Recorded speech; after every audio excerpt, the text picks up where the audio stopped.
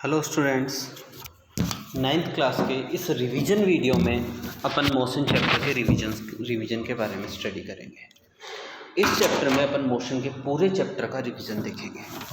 इसमें अपन बात करते हैं कि अपन किसके बारे में बात कर रहे हैं, मोशन के बारे में बात कर रहे हैं। मोशन के बारे में जो अपन बात कर रहे हैं उसमें दो चीज़ें होती हैं, एक होता है काइनेमेटिक्स और दूसरा होता है डायनामिक्स। काइनेमेटिक्स क्या है? Study of motion without reason. किसके? विदाउट रीज़न, मतलब कोई जो किस रीज़न से मोशन हो रहा है उसके बारे में बिना बात किए जो है अपन बात करेंगे या अपन डिस्कशन करेंगे, उसको अपन बोलेंगे कि काइनेमेटिक्स। और अगर अपन विद रीज़न अगर किसी चीज़ को डिस्कस करते हैं, किसके साथ में बात करते हैं? विद रीज़न अगर अपन बात करते हैं या उसका कोज़ क्या है ये जानने के बाद अपन उसका डिस्कशन करते हैं तो उसको बोलते हैं डायनामिक्स।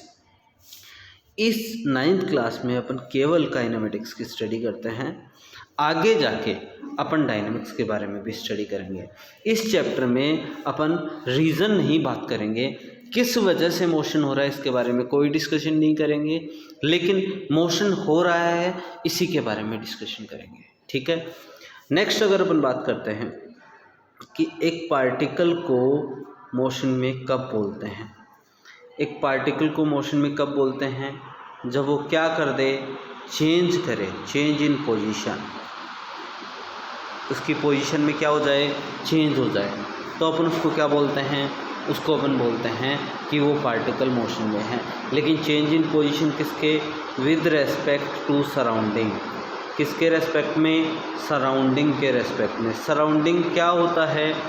जिसमें वो ऑब्जेक्ट लाई कर रहा है उसको बोलते हैं सराउंडिंग। जिसमें वो ऑब्जेक्ट लाई कर रहा है उसको क्या बोलते हैं? सराउंडिंग। और अगर एक पार्टिकल की चेंज नहीं होती है, doesn't change its position, position change नहीं होती है, तो अपन उसको किस पे बोलते हैं? रेस्ट पे बोलते हैं। A particle is at rest when it does not change its position with respect to surrounding. ये रही बात मोशन और जो है रेस्ट के बारे में। अब जब पार्टिकल मोशन में होता है तो अपन दो चीज़ों के बारे में डिस्कशन करते हैं। पहला आता है डिस्टेंस और दूसरा आता है डिस्प्लेसमेंट। डिस्टेंस और डिस्प्लेसमेंट। डिस्टेंस क्या होती है कि अगर एक पार्टिकल पॉइंट ए से पॉइंट बी तक ट्रैवल करता है और वो जिस पाथ से जा रहा है उस पाथ की अगर मैं लेंथ देख लूँ तो उस पाथ की जो लेंथ है वह मेरी क्या होगी? डिस्टेंस होगी। अगर ये दूसरा पाथ यूज़ करता है तो डिस्टेंस अलग हो जाएगी, तीसरा पाथ यूज़ करता है तो डिस्टेंस अलग हो जाएगी और चौथा पाथ यूज़ करता है तो डिस्टेंस और अलग हो जाएगी। तो डिस्टेंस जो है वो लेंथ ऑफ द पाथ है। जिस पाथ को अपन यूज़ कर रहे हैं या जिस पाथ से अपन जा रहे हैं उस पाथ की जो लेंथ है वही अपना क्या होगा? डिस्टेंस होगा। ठीक है। और अगर अपन बात करें डिस्प्लेसमेंट, तो डिस्प्लेसमेंट क्या होगा? इस इनिशियल पॉइंट और फाइनल पॉइंट के बीच में अगर अपन एक स्ट्रेट लाइन ड्रॉ कर दें, कैसी लाइन ड्रॉ कर दें? एक स्ट्रेट लाइन ड्रॉ कर दें तो उस स्ट्रेट लाइन की लेंथ जो होगी उसको अपन बोलेंगे डिस्प्लेसमेंट। इस पाथ के लिए भी स्मॉलेस्ट लाइन वही होगी, यही। इस वाले पाथ के लिए भी स्मॉलेस्ट लाइन यही होगी, इस वाले पाथ के लिए भी स्मॉलेस्ट लाइन यही होगी और इस वाले पाथ के लिए भी स्मॉलेस्ट लाइन यही होगी। मतलब कोई सा भी पाथ हो उसके लिए डिस्प्लेसमेंट हमेशा क्या रहता है? सेम रहता है। मतलब डिस्टेंस पाथ पे डिपेंड करती है लेकिन डिस्प्लेसमेंट पाथ पे डिपेंड नहीं करता है। ये चीज़ आप लोगों को क्लियर होनी चाहिए। डिस्टेंस और डिस्प्लेसमेंट आप लोगों को क्लियर होगा। डिस्टेंस जो होती है वो जो है पाथ पे डिपेंडेंसी दिखा रही है, डिस्प्लेसमेंट नहीं दिखा रहा है। डिस्प्लेसमेंट जो है वो स्मॉलेस्ट होगा इन एज़ कम्पेयर टू डिस्टेंस। मतलब अगर कोई पार्टिकल किसी ऑर्डिनरी पाथ में जा रहा है, जैसे इस ए पॉइंट से बी पॉइंट तक है, तो इस वाले पाथ पे गया तो इस वाले पाथ की जो लेंथ है वो डिस्टेंस होगी और इन दोनों पॉइंट्स के बीच में ये जो स्ट्रेट लाइन है वो स्ट्रेट लाइन क्या दिखाएगी? डिस्प्लेसमेंट। ये तो मेरा क्या है डिस्टेंस और ये क्या है डिस्प्लेसमेंट। डिस्टेंस एक फिक्स डायरेक्शन में नहीं है जबकि डिस्प्लेसमेंट एक फिक्स डायरेक्शन में है। डिस्प्लेसमेंट की डायरेक्शन हमेशा इनिशियल पॉइंट से फाइनल पॉइंट की तरफ होती है। तो इसमें फिक्स डायरेक्शन होने की वजह से एक ऐसी क्वांटिटी हो गई वेक्टर, और इसमें फिक्स डायरेक्शन नहीं होने की वजह से एक ऐसी क्वांटिटी हो गई स्केलर। ये आया मेरा स्केलर और वेक्टर के बारे में बात। ठीक है, डिस्टेंस और डिस्प्लेसमेंट अपन समझ गए हैं। नेक्स्ट आता है मेरे पास speed and velocity. Speed and velocity. Speed क्या होती है? Distance in per unit time. Distance upon time को अपन क्या बोलते हैं?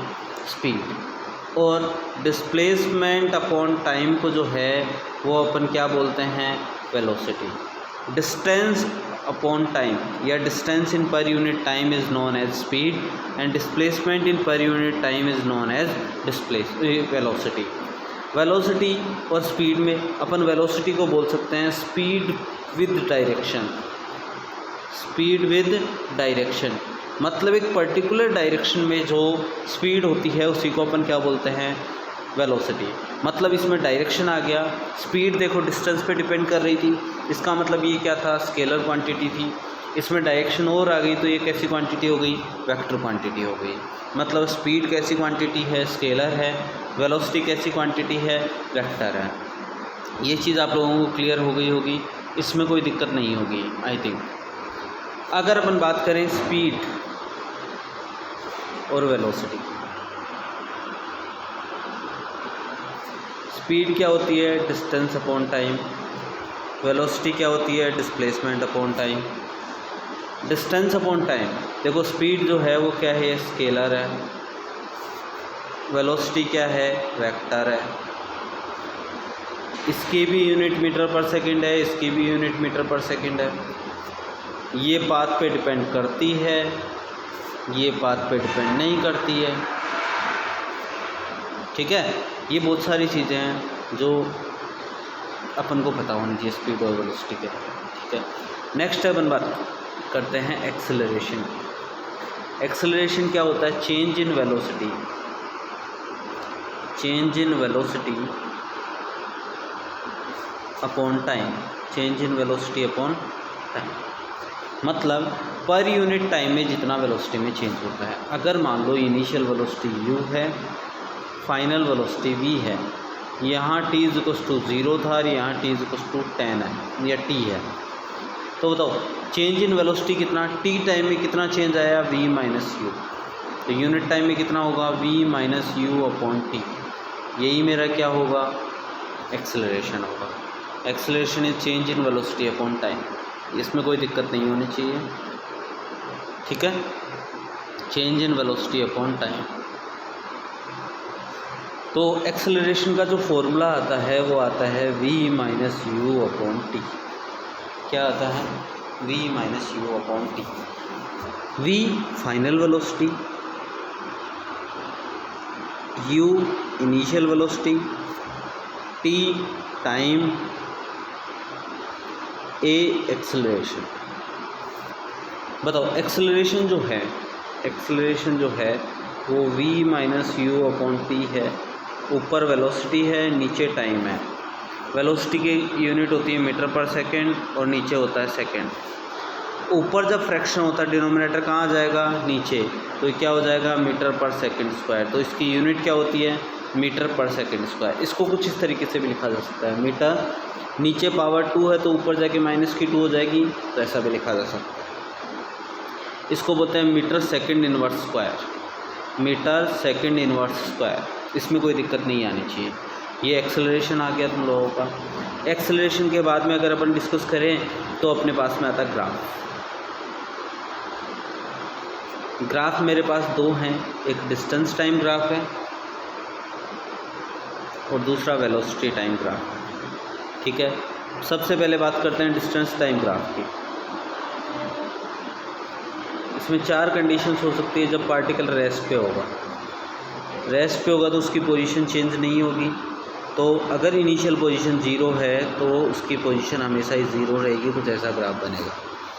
और अगर उसकी इनिशियल पोजीशन 0 के अलावा कुछ है तो कुछ ग्राफ ऐसा बनेगा।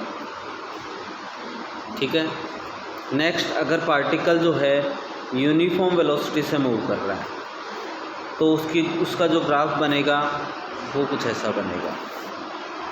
ठीक है।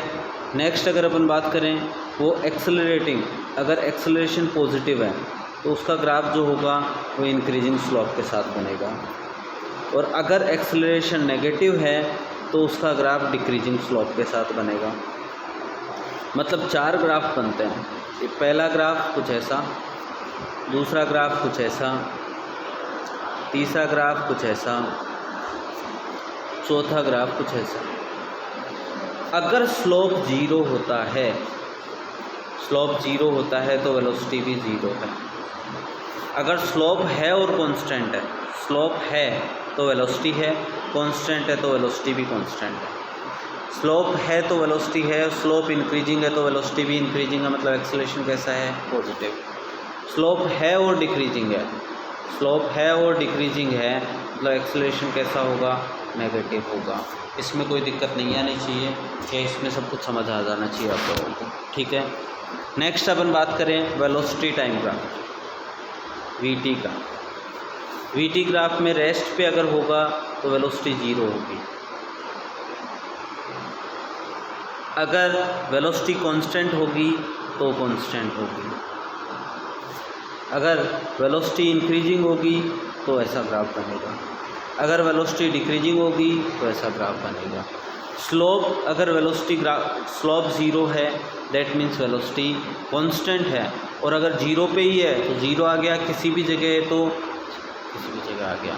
अगर वेलोसिटी कॉन्स्टेंटली इंक्रीज़ कर रही है तो ऐसा आ गया, अगर वेलोसिटी कॉन्स्टेंटली डिक्रीज़ कर रही है तो ऐसा आ गया। ठीक है। इस चीज़ में अपने को ये पता होना चाहिए कि अगर अपन बात करें displacement equals to velocity into time होता है, और velocity equals to displacement upon time होता है, तो जब मल्टीप्लाई आता है तो अपन निकालते हैं एरिया। मतलब अगर मुझे v और t दिया हुआ है और मुझे डिस्प्लेसमेंट निकालना है तो मुझे ग्राफ से क्या निकालना पड़ेगा, एरिया। और जब डिवाइड आता है तब मैं निकालता हूँ स्लोप। क्या निकालता हूँ, स्लोप। तो अगर मुझे डिस्प्लेसमेंट टाइम ग्राफ दिया हुआ और वेलोसिटी पूछा है तो डिवाइड करना पड़ेगा, दैट मीन्स मैं क्या निकालूंगा, स्लोप निकालूंगा। ठीक है। ये चीज़ क्लियर हो जानी चाहिए तुम्हें कि डिस्प्लेसमेंट और डिस्टेंस का। अब अपन बात करते हैं इक्वेशंस ऑफ मोशन की। Equations of motion, equations of motion पहला आता है v equals to u plus a t. दूसरी इक्वेशन आती है s equals to u t plus half of a t square. Third equation आती है v square equals to u square plus 2as। Basically ये 3 equations ही हैं अपने course में, लेकिन एक फोर्थ इंटरमीडिएट इक्वेशन है s equals to u plus v by 2 into t. ऐसी इक्वेशन और है जो अपने कभी कभी काम में आ जाती है। ठीक है। चलो, इसके बाद में अपन बात करते हैं सर्कुलर मोशन के बारे में। अगर एक पार्टिकल किसी फिक्स्ड पॉइंट के अराउंड मूव कर रहा है, इधर से इधर डायरेक्टली मूव कर रहा है, तो उसको अपन क्या बोल देंगे कि एक फिक्स्ड पॉइंट के अराउंड अगर वो मूव कर रहा है तो अपन बोलेंगे कि इसका पाथ कैसा होगा, सर्कुलर पाथ होगा। कैसा पाथ होगा इसका, सर्कुलर पाथ होगा। और इसकी जिस पॉइंट के अराउंड ये रिवॉल्व कर रहा है उसको बोलेंगे सेंटर, और यहाँ से उस पॉइंट की फिक्स डिस्टेंस होगी उसको बोलेंगे रेडियस। सेंटर क्या होगा, जिस पॉइंट के अराउंड वो पार्टिकल रिवॉल्व कर रहा है उसको बोलेंगे सेंटर। रेडियस क्या होगी, वो फिक्स डिस्टेंस जिससे वो पार्टिकल रिवॉल्व कर रहा है उसको अपन क्या बोलेंगे, रेडियस। ये चीज़ क्लियर है क्या, इसमें कोई दिक्कत आप लोगों को नहीं होनी चाहिए। ठीक है। सर्कुलर मोशन समझ आ गया। सर्कुलर मोशन में कुछ चीज़ें हैं जिनके बारे में अपन को बात करनी चाहिए कि t इक्वल्स टू 0 से अगर वो चलता हुआ यहाँ से यहाँ तक मूव कर रहा है और t इक्वल्स टू t तक पहुँचा, तो एक राउंड को ट्रैवल करने में लगा हुआ जो टाइम आता है उसको बोलते हैं टाइम पीरियड। यह r रेडियस है। टोटल डिस्टेंस कितनी, 2 पाई r, और स्पीड कितनी, v। तो टाइम कितना लगा, डिस्टेंस अपॉन स्पीड। डिस्टेंस कितनी, 2 पाई r अपॉन v, तो कितना आ गया, 2 पाई r बाई v। ये मेरा क्या आ जाएगा, टाइम पीरियड। ठीक है। टाइम पीरियड आ गया। नेक्स्ट अपन बात करते हैं फ्रिक्वेंसी के बारे में। फ्रिक्वेंसी होता है number of revolutions in per unit time, पर यूनिट टाइम मतलब टी टाइम में कितने रिवॉल्यूशंस होते हैं 1, तो 1 टाइम में कितने रिवॉल्यूशन होंगे 1/t। तो यही मेरा क्या आता है फ्रिक्वेंसी आती है, यही मेरा क्या आता है फ्रिक्वेंसी। ये चीज़ क्लियर है क्या? इस चीज़ में कोई दिक्कत नहीं होनी चाहिए। इस तरीके से अपन इस फर्स्ट चैप्टर की कंप्लीट डाउट क्लास अपनी कंप्लीट हो गई है, या कंप्लीट जो है अपन ने रिवीजन कर लिया है। अब अपनी डाउट क्लास जो होगी उसमें अपन इस चीज़ को वापस डिस्कस कर लेंगे। ठीक है, थैंक यू।